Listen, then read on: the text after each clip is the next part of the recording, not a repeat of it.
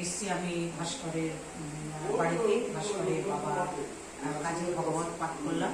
তো বন্ধুরা, এটা হচ্ছে ভাস্করের মেয়ে, দেখতেই পাচ্ছেন, ভক্তিমতী মেয়ে, ভক্তিমতী মেয়ে। এবং এর মধ্যে অনেক জিজ্ঞাসা আছে ভগবানের।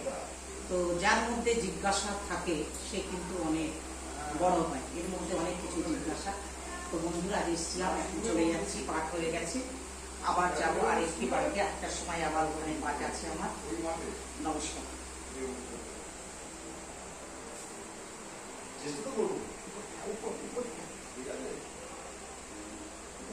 রাত্রি আমি বাড়ি যাচ্ছি। হ্যাঁ, আচ্ছা, কাল তোর সাথে পরে ফোন করবো।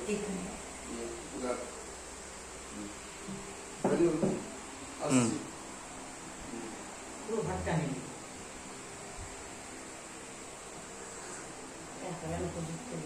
দিদি আসছি।